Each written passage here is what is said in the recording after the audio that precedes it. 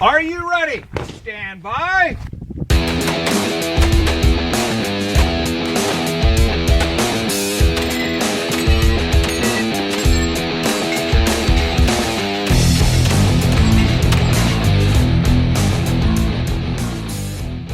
Welcome to the Three Gun Show, episode 92. I'm your host, Dave Hartman, coming at you from Omaha, Nebraska.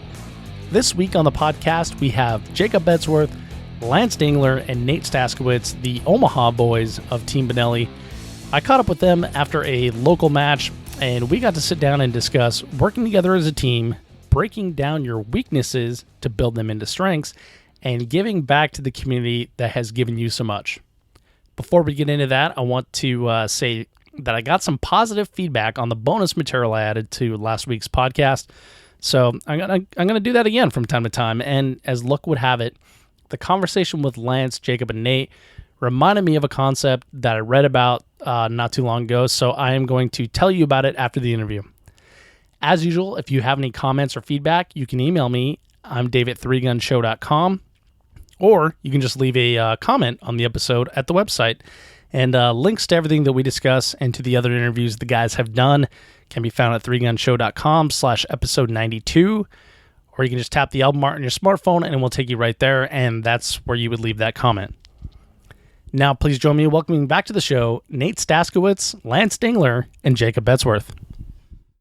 All right, well, I'm back here with the Omaha Wrecking Crew, half of Team Benelli from Omaha, Nebraska, and we're at the, what are we, Eastern Nebraska Gun Club. Eastern Nebraska Gun Club, and we just shot a sweet three-gun match, and we're going to dive into that in a little bit here, but first I want to welcome you guys back to the show.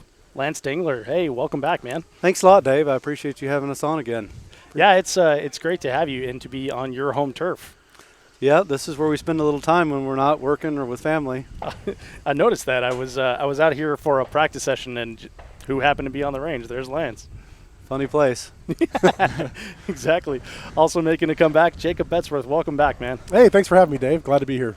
Well, thanks for coming. It's hot and sticky out here, but in the last couple of days that I've been here in Omaha, we've gotten like torrential downpours, and so I'm just happy that we're not walking through mud. Yeah, this has been probably the best day we've had all week, so just fitting that it happens to be on the day we have a match. Works out pretty well. It works out very well. This is really nice. Yeah, definitely. Also, back for round two, Nate Staskiewicz. Nate, welcome back, man. Thanks for having me, Dave.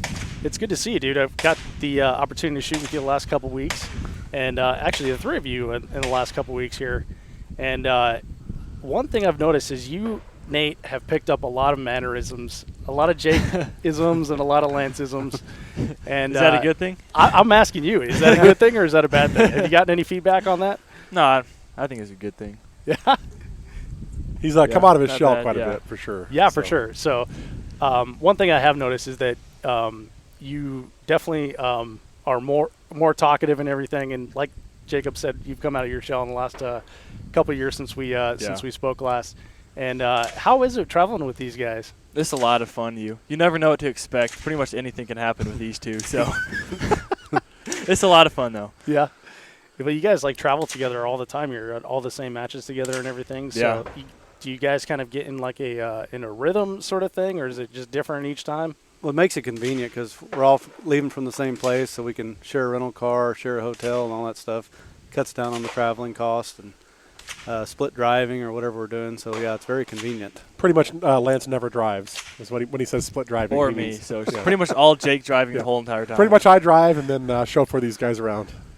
That's pretty nice. Yeah, well, I actually don't mind driving. I drive for work all the time, so it's not quite as big of a deal. So. Right. So are you like one of those control freaks then? If you're not driving, then... No, I just we can get places pretty expediently if I drive. Let's just say that.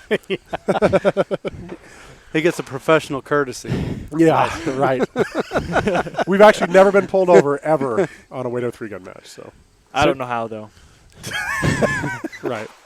When we went to Rocky Mountain, it was like a 12-hour trip. We got there 8.5 hours. Oh, whatever. Yeah, so Rocky Mountain was a good match for you guys to be at all together at the same time, because I saw you guys doing a lot of stage planning and stuff like that together.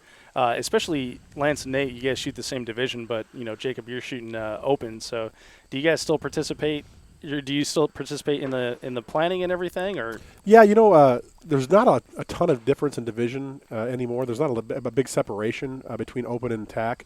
And the reason I started doing it is just to try to spread a little bit of the Benelli talent, if you will, out a little bit. We were competing against each other so much and kind of fighting against each other so much that we decided to try to get to some different divisions.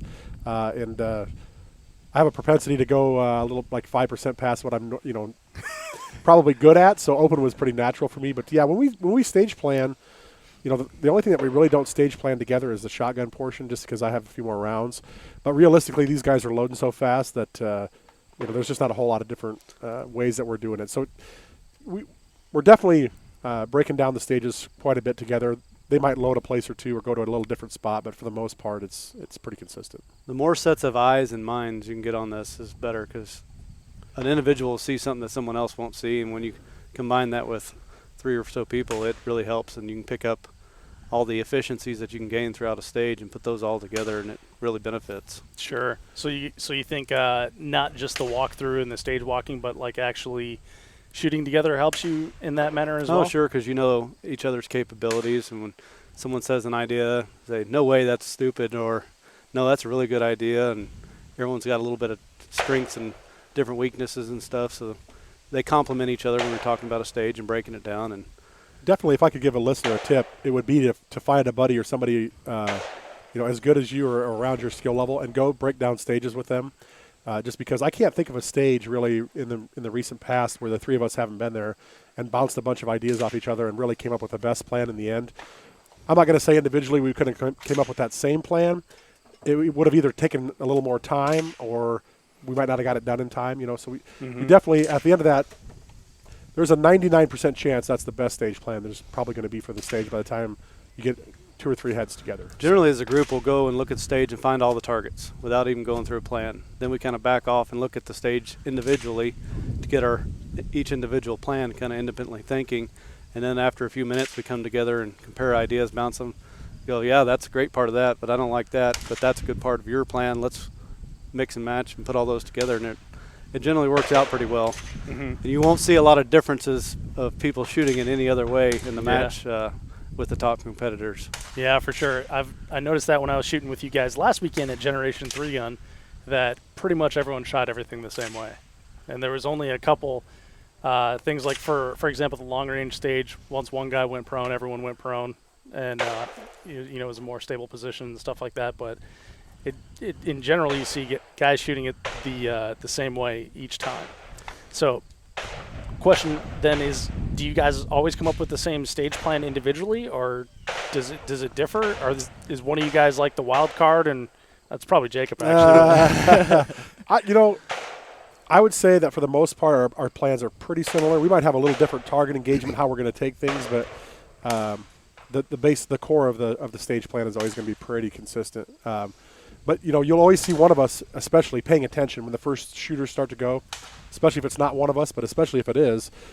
We'll watch each other very hard because we know exactly what our capabilities are, and if you see a position not work for somebody, for the most part, it probably won't work for the rest of us either. So, and if we see somebody do something pretty amazing that we didn't see, if there's enough time, we'll get our heads together and kind of go over that and say, hey, is this worth deviating from the plan? Depending on how far down the list you are, I would tell a listener, got to be very careful with that. If you're within 2 or 3 shooters, you're always going to be better just keeping the plan you have than you are going to try to switch something. It's for the most part that stays true. Yeah, so. It's a funny thing. I was shooting with Keith Garcia and Nick Atkinson and Rick Birdsall at the 3 Gun Nation Southwestern Regional in Texas. Yeah.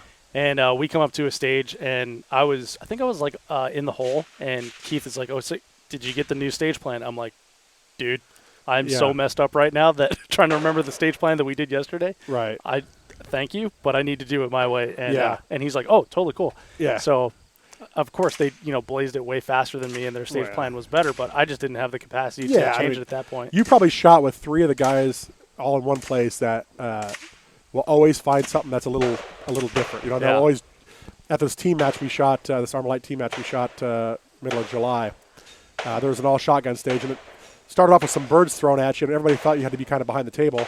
Well, Nick looked at it and said, I don't think we have to be. So they backed off 10 yards and gave themselves extra room, or, it's just like I said, once again, it goes back to the more eyes you have looking at it, the better it is. And I can imagine with those three, it got broken down pretty hard. Oh, so. for sure. Well, and then, of course, they come up with something that's like way beyond my capabilities. Right. Like, I don't think I should do that. And it brings back another great point. I remember at a Three Gun Nation Pro Series match I was at one time, Lance and I, we all were shooting the Pro Series together at that time. And so all 45 or 50 competitors were there. And we hooked up with Daniel Horner and broke down a bunch of stages with him. And Lance kind of moved on to another stage, and I sat there and talked to him about this one stage. And this was a couple years ago. I definitely wasn't to the capability that I'm at now. And I took his stage plan and tried to shoot it, and it was a train wreck. Oh, so, yeah. It was outside of the capabilities or using guns for things that I wasn't comfortable enough with then. And I learned a very hard lesson that way of you have to plan for what you're capable of, especially at the time. It hurt, so. So has there been a time like in recent memory when you guys have like deviated stage plans from each other, or do you pretty much run the same stage plan? Oh, there's plenty of times, especially when the one or two are shooting before you, and then you got someone in the middle who finds a whole new way to shoot it, and they take another 10% off the stage. You almost have to change your plans. You have to grind it in hard quick and re-keel and get ready to go. So changing your stage plan is, generally when you're listening to people talk about competitive shooting, USPSA, IDPA, etc. They stage plan, stick with your stage plan. But redoing your stage plan is something we were just talking about. So it does seem like maybe there are instances in you should change your stage plan. Well, the first thing to master is making a stage plan, a single stage plan. As you get better, you'll have a backup stage plan where you can alter your stage mid-stage if something changes or you shoot an extra shot or something and it causes an extra load. When you get really proficient, you're probably going to run 3 stage plans in your head for conditions that might change throughout that stage. So as you do that, it becomes easier to pick things up. And as you see targets, you don't have to program near as hard, so it makes it a little bit easier. And a lot of stages, when you've seen these presentations of targets, you don't really think about what order you're going to shoot them. When you see them, you're already programmed. It's just instinctive. But a new shooter won't see that. They'll come into position. They'll be thinking about which target they'll shoot. Right. As you shoot longer, you're just going to start seeing those targets, and that's not part of the plan. That's instinct. So it allows you to run a couple things concurrently, that in the background, and keep it going, really. So that's a good point that you mentioned there, as far as like the instinct in seeing the target presentations before. And what I've been doing this year and shooting like a ton of matches, I've noticed that a lot of presentations are, there's targets here that look exactly like this other match we went to. So is that what you're talking about? Like now you have in your head like a Rolodex of the target presentations you've seen, and you're like, okay, I know how I would shoot this one. Yeah, and the different types of targets. I mean, like stars. New shooters run in. They may shoot the bottom targets first and get that thing swirling and gurling so fast you can't even see the targets. Right.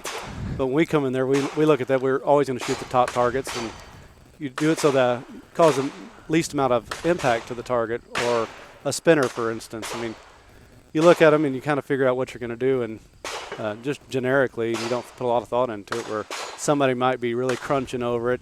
Hey, am I going to shoot this once here, twice here, blah, blah, blah. And just a lot more goes into it. After you've seen them more and more, you don't think about it. Or plate rack, stuff like that. It's just instinctive.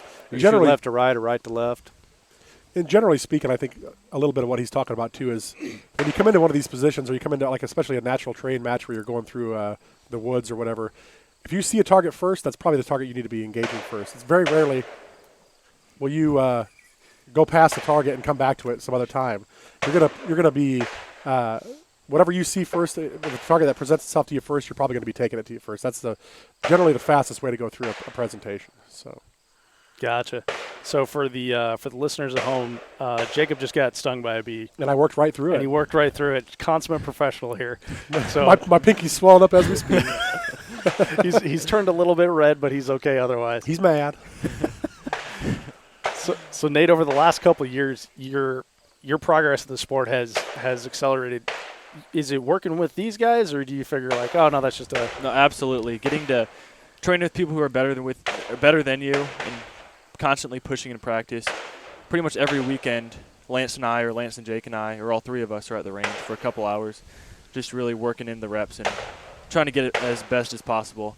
And even before Rocky Mountain, we knew there was going to be a lot of long-range stages, so we spent a couple of weeks on the long range,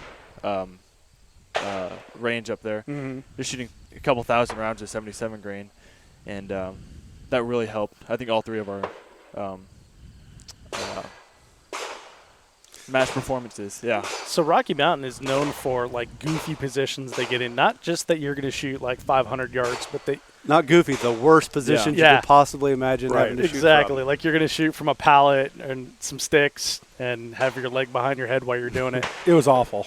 It is a So- great match, and it's a lot of fun, but it has definitely some challenging rifle It definitely positions. challenges your skills, right? So knowing that, did you guys work on like positional work and stuff, or Absolutely, you just, yeah. So what would you go and set up? Give us an example So of we like one took day a you spent. tripod, and you can adjust it infinitely up and down. So we just made it the most jacked up positions possible. Too low of kneeling, and then too high of kneeling, so you can't get your elbow down. High standing, so you're super stretched out, and pretty much anything you can think of that made the position uncomfortable, we did it. And we didn't shoot hardly any prone, anything comfortable, because we're already pretty decent at that. We did okay. everything that we didn't like doing. That's a good point. He brings up a good point too, especially for newer shooters. Is people want to go do the things that they're good at. Yeah. That's one thing that we try to push each other on hard is, looking at our weaknesses and then going out and shooting those weaknesses until you get better. You're never going to get better pushing yourself or shooting the things that you're already good at. You have to break down what your weaknesses are and go practice those until they become your strengths, basically. And so. Lance is a very good long-range shooter. It always has been. That's been one of his greatest bases of going to a three-gun matches is he really relied on his three-gun game. And I was nowhere near as good as he was, and Nate was struggling with it too, really. And so after we did that, we spent a lot of the time doing that. It really became, and especially Nate, it's become one of his strengths, and it was definitely one of his weaknesses over the last couple of years. It's definitely become one of his strengths. He burned down the Generation 3 at the long-range stage there. I mean, for sure. I think the next guy was 10 seconds behind him, or maybe even a little more than that. And so, when your weaknesses become your strengths, that's when you really start to see some differences in match performance. And it started taking Nate from being a top 5 competitor to always being in the heat to win. Right. And so So how specifically then do you look at your weaknesses and then break down like a plan to fix those weaknesses? That's pretty much exactly what we do. Is especially after going to a big match, and I can remember doing this quite a bit. I don't have to do it quite as much now, but I can remember I would make a list on my way home. Just have a piece of paper and a pen out, and on my way home, like go through stage by stage of what part of that stage gave me a problem. And when I got home, I'd prioritize them, like what cost me the most and what cost me the least. And I would use that as a practice tool until I went to my next match. Mm-hmm. And then I would do the same thing off my next match. And basically I was seeing the same kind of, after a couple matches in a row, I would always see like, okay, long range was causing me problems, especially awkward positions or, I'm a big old dude. So getting into these little spots, I got to find some different ways than, String Bean over here, Nate can gummy himself into a position that I couldn't get into when I was 12. So I have to find some ways around what he's doing, for me. And so a little bit of that is individualized, but for the most part, like I said, getting that good list of those weaknesses and really just working on those. You're very rarely, for instance, I'm a pretty strong pistol shooter when it comes to my skills anyway. And so if I set my pistol down and just shoot, for example, long range rifle, it doesn't take me nearly as much time to get back to proficient on my pistol. I can go and spin back up on that in 50 rounds and kind of get back to where I need to be before a match. And I don't feel like I lost a whole lot. Whereas if I didn't shoot any long range rifle between matches, I know that I'm never going to improve in that. It's going to be the exact same as what I had before, and that's just not working, So. And people don't understand that someone can't tell you to do something, and it just becomes automatically just happen. Right. Like when Nate started shooting long range, he couldn't even hold his scope on a 300-yard target, relaxed in the prone position. It was wobbling so much.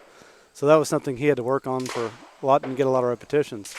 Later on, when we were shooting long range, one day we're in the bay just shooting at 50 yards, and we put like 1-inch pasters on a target just to shoot small targets. And I was watching him. He couldn't hit a single one of the pasters. I was just watching him, trying to figure out what he was doing.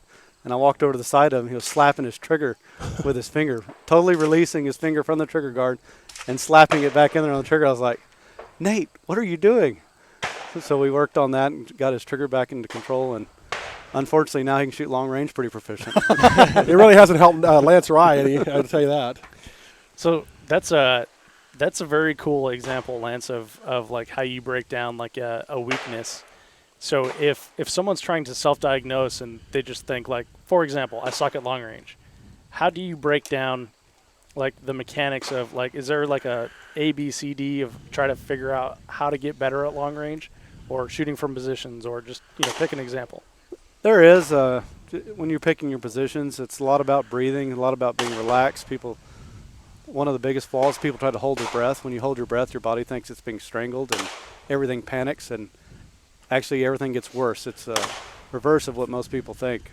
Your body starts shaking and quivering, and your sight starts jumping all over the place. And getting into good, solid positions and understanding all that, it's just stuff to work on. And it really helps if you have another set of eyes on it, because when you're down there shooting, you're not watching yourself. Right. And someone standing over you can look and see a lot of uncomfortable things or body parts out of position, stuff like that. Mm-hmm. So, I don't know, it just helps. And we're fortunate enough to have 3 of us that do travel and compete professionally, and we're able to monitor each other and help work on each other when we're making mistakes or if we're getting in bad habits or something like that.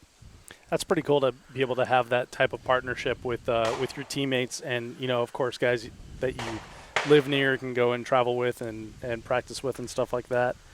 Now, when you see, like Jacob, for example, totally boning a stage or something, and you know what he's doing wrong, do you then give that feedback immediately, or is it on the ride home, or do you save it? Well, rather than let someone get mad after they bomb a stage, we're kind of the hecklers. So we immediately start poking right after. It always works out best. It's when it's still fresh in your mind, that's the best time to get on somebody. No. Yeah, that way they don't go sit and sulk in the car or throw their stuff around. We just start poking them immediately, and it brings light to it, because you can't do anything about it, right?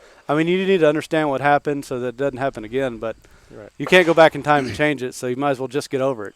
If you're mad about it the whole match, I mean, you're doomed. Go back to hotel. You did that to me today, right? When I put in a shell backwards in my shotgun, created a terrible jam, left 8 failure to engage or something like that. Stupid mistake. And the first thing I hear when I'm done shooting is Lance saying, "Shiny end goes backwards." Yeah. Or shiny end to the back. Yeah, when you're with this crew, you got about 30 seconds to yourself to get over what just happened. Yeah, I wasn't even. I was putting my bag back in my pouch from the pistol part of it. Well, and what we'll do is one thing we will do is, and what I appreciate is we're very unselfish when it comes to right after a stage. If something happened, this happened today. And I got into a bad position. I didn't put my foot where I was supposed to when I went into a sitting position on these long-range targets. I shot first. The minute I stood up, I went over to Lance, who was about to go shoot, and I said, "If you get in that position, it's not going to work." And he said, "Well, you didn't have your foot in the right spot." I said, "Okay, I'm just telling you, when I sat down there, my elbow's up in the wind, and it's wobbly. It doesn't work." So we're very, these guys are very unselfish when it comes to if something goes bad for one of them, there's no reason to make it go bad for the rest of us. So we'll give each other, just something to think about right before you go. Like, hey, this target needs a little extra attention. You got to give it a little respect, or whatever it is. And so that's nice when you see somebody come off the stage. That information you're getting from them is as fresh as you're going to get. Yeah, because I was going to go put my foot in the same spot he did. When I saw it, he got a little low. There was a little 2x4 you could put your foot on, and get another couple inches. So I pulled myself in a little closer. I did take advantage of everything he told me. I was paying attention because I didn't want to have a floating gun out there, because that's what he was dealing with. And then Nate did, and he came back and beat me. So, well, so then it also takes an ability to check your ego, then, right, and accept that feedback from your teammates, rather than just saying, "Well, I know best. I know where to put my foot," or something like that. I've been here before. So absolutely. Is that? Have you guys? Were you able to do this from day one? Or have you developed this over time? Between the group here? Yeah. I think it happened pretty quick. I mean, we get along very well, and it happened pretty quick. Once we started really getting to where we were practicing together quite a bit, within a month or so of that, I mean, we'd start heckling each other at the range, and then next thing you know, we're doing it at the, But, yeah, I mean, that confidence and that confidence with each other, I don't know that the 3 of us have ever really got mad at each other necessarily, or said, "Oh, don't tell me this or that." It happened pretty quickly, and it's been very good. So, Nate graduates high school at the end of this year, and Lance is probably going to end up going back to Texas. So I don't know what I'm going to do around here anymore after that. But, jeez. Yeah. What are you going to do? I don't know. I'm going to probably just take up competitive barbecue, maybe. And just, we'll see. Well, so I have a very good friend that I've shot with for a number of years, and he has a little crew that he shoots with, and it's 2 or 3 of them, something like that. And they do kind of what you guys do, is heckle each other and play grab ass on the range and have a good time. But but he says it loosens him up and it makes him not take it so seriously. Recently, we were discussing a match that he traveled to that his buddies didn't go to, and he said he was completely off, and it definitely affected his game not having his like regular guys there. So, do you guys think that you are as effective individually, or do you think you need to have? Well, we use it as fun, but don't get us wrong. We're all still serious, and for sure. When we're shooting, we take it very seriously. You got to have your mind in the game. You can't be thinking about other things and not be paying attention. So when it gets 2 to 3 shooters away, you got to get yourself squared away, get your head back in it, and be focused and stuff.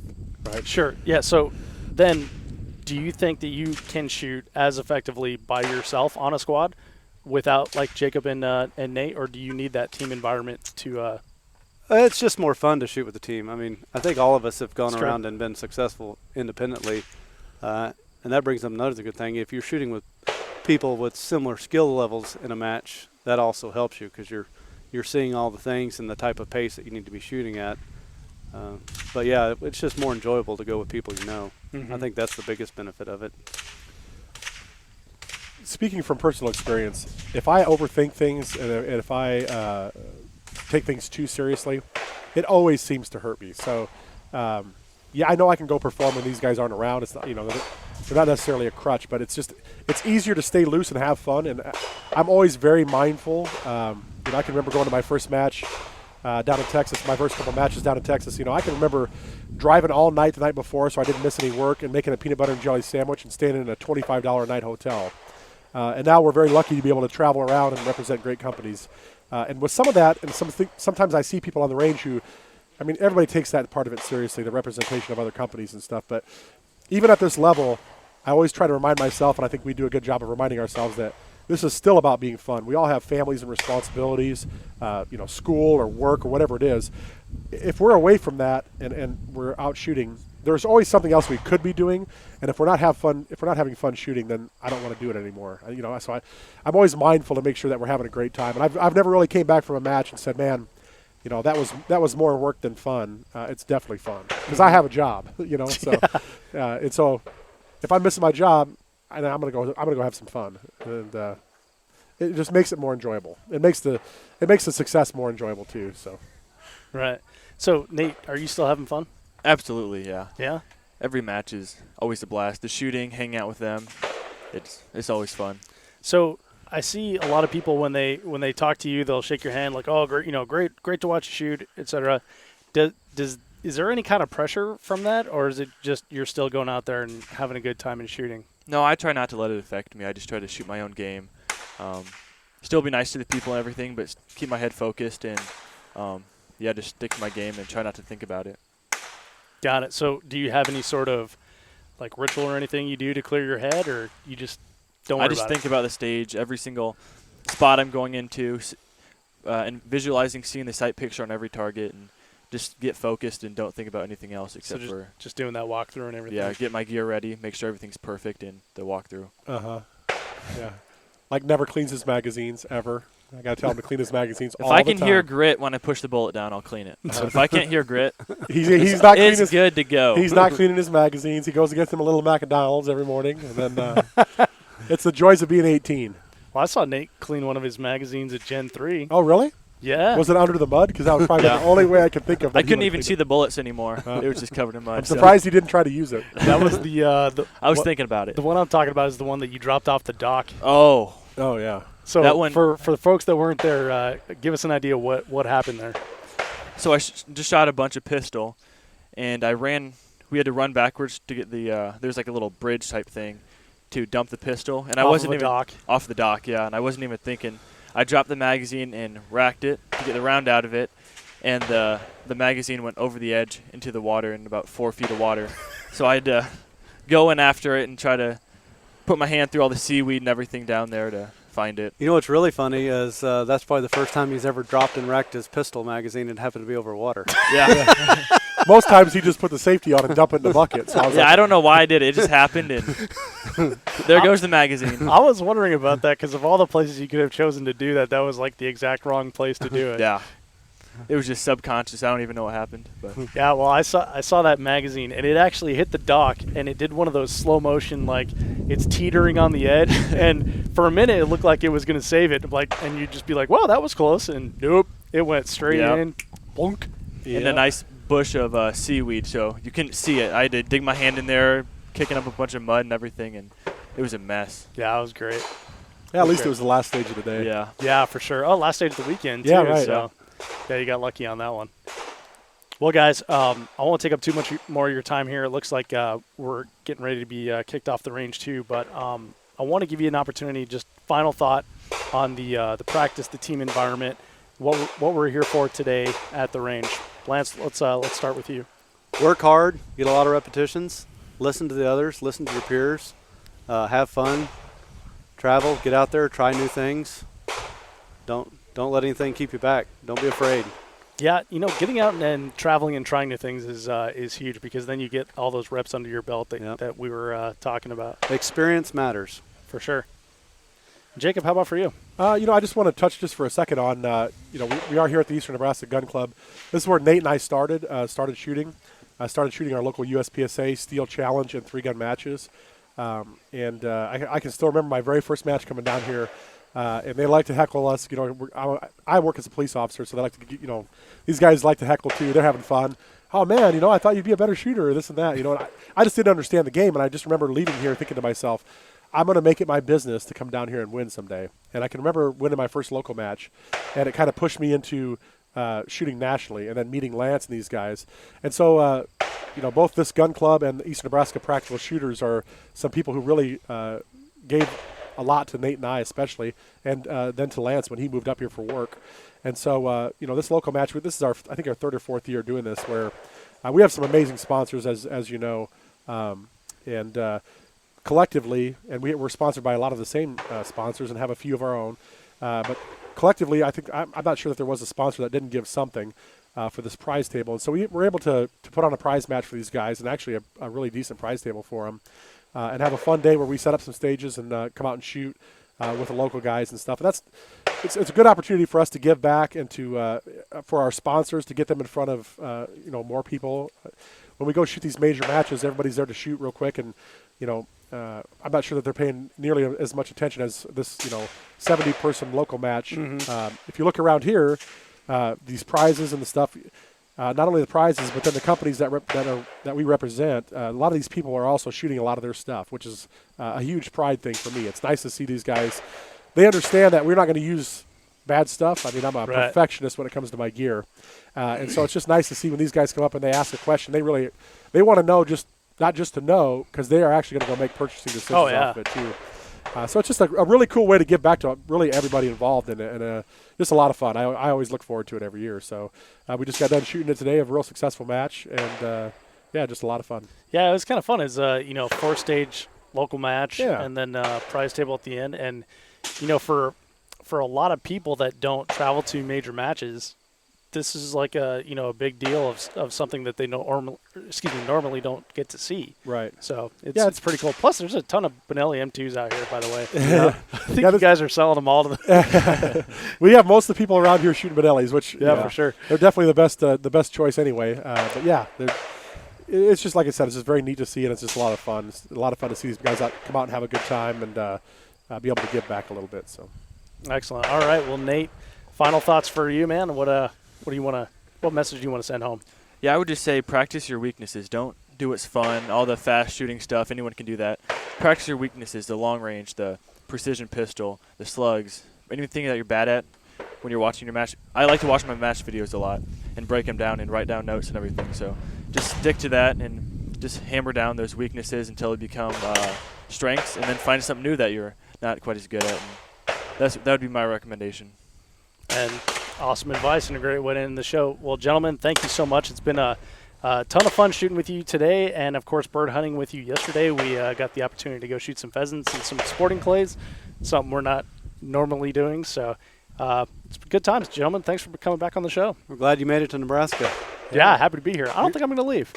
You can't leave. Your truck's not working, right? That is true. Yeah. Thanks, guys. You bet. Thanks for having us. I hope you enjoyed that interview with Jacob, Lance, and Nate.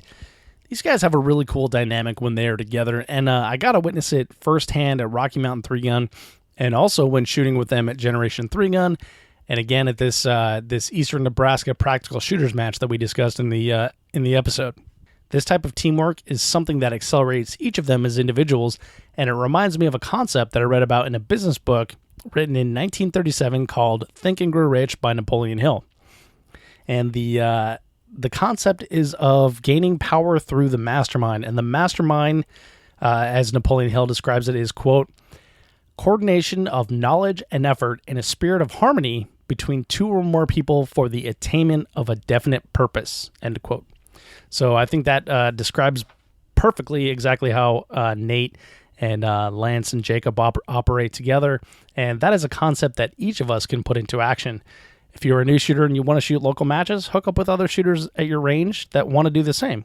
If you want to dominate a national match, hook up with people with the same goals as you and push each other to succeed.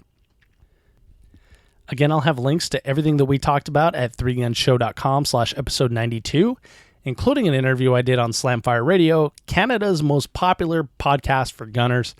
You can listen and find out the gear that you should start with in 3-Gun, the outlook for ladies in the sport, and how to game the heck out of a Canadian 3-Gun match. This interview was a lot of fun, so I hope you enjoy it. Let me know what you think. If you want to support the 3-Gun Show podcast, you can do so by using our affiliate link when you shop at Brownells.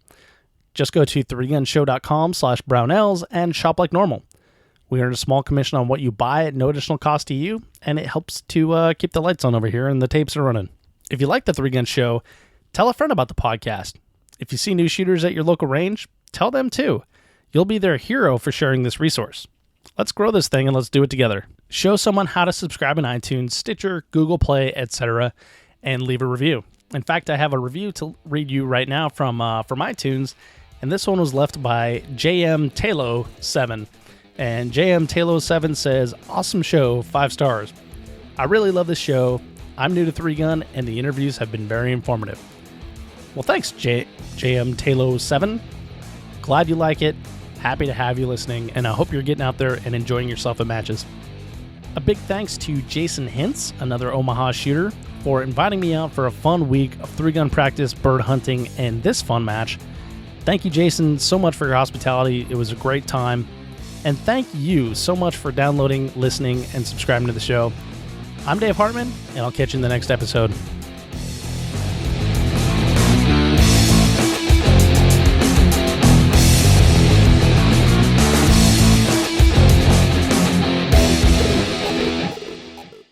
If you are finished, unload, show clear.